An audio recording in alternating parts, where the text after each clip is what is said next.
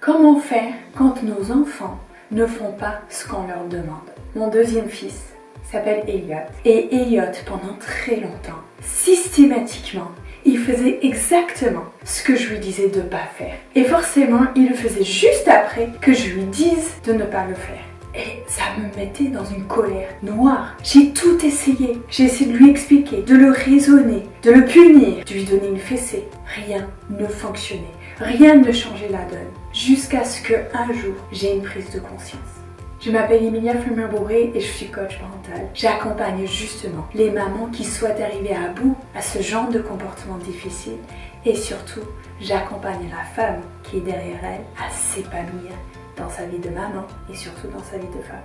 Aujourd'hui donc, on parle de comment faire quand nos enfants ne font pas ce qu'on leur demande de faire. Avant d'aller plus loin dans les 10 clés que je vous donnerai aujourd'hui, je souhaite vraiment de tout cœur remercier Marine qui s'est non seulement abonnée à ma chaîne YouTube aujourd'hui, mais qui aussi s'est assurée de rejoindre mon groupe Facebook privé. Comme ça, elle a 2 moyens de s'assurer, elle, peut-être comme vous, d'avoir toutes les ressources dont elle a besoin dans sa vie de maman.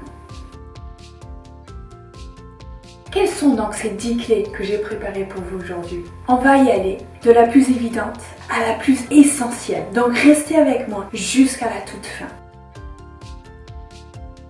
La première clé que j'ai à partager avec vous aujourd'hui, c'est que nous avons besoin de nous mettre à la place de notre enfant. Nous avons besoin de comprendre qu'en fait, même si pour nous, il y a ce côté à l'intérieur de nous, on nous dit mais forcément il fait exprès. Ben en fait, notre enfant, il ne fait pas exprès. Bien au contraire, il y a des raisons tout à fait logiques et normales pour ce comportement qu'il a aujourd'hui. La deuxième clé, c'est de comprendre que nos enfants, ils ne peuvent pas juste nous croire. Pourquoi? Parce qu'il y a la troisième clé.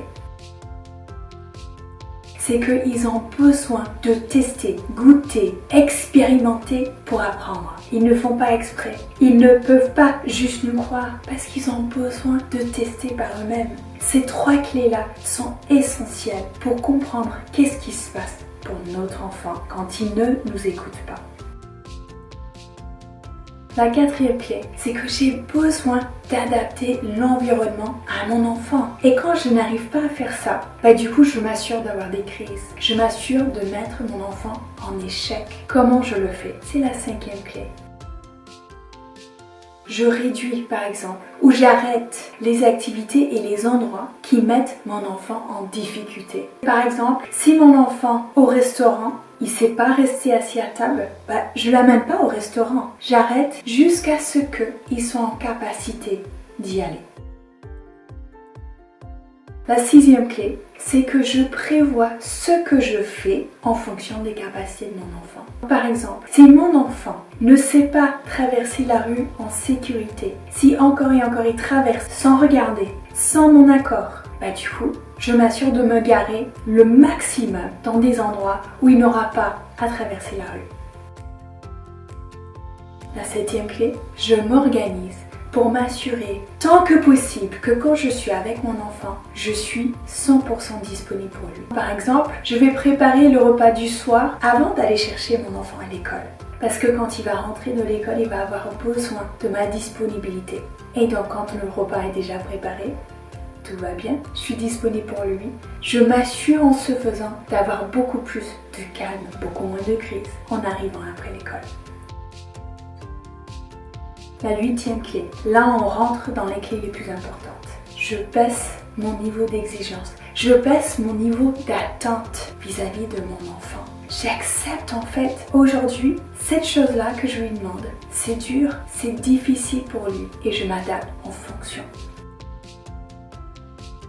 La 9e clé, c'est que je me focalise sur un objectif à la fois. J'arrête de lui demander de tout faire et pile poil bien comme je voudrais qu'il puisse faire. J'accepte, on peut faire qu'une chose à la fois. Et donc, je lui demande l'objectif le plus important pour moi et je me focalise là-dessus. Quand cet objectif-là est atteint, là, je peux passer au prochain objectif. La 10e clé, je vous ai dit, c'est vraiment la plus importante. Je mets la priorité sur ma relation avec mon enfant. J'arrête de mettre la priorité sur son obéissance. Parce que ce que je veux et ce que je vais avoir en mettant la priorité sur notre relation, sa collaboration. Et c'est ça qui change tout. Pour vous permettre d'aller encore plus loin, je vous mets ici une vidéo, encore une fois, sur comment vous aider dans les comportements difficiles de votre enfant.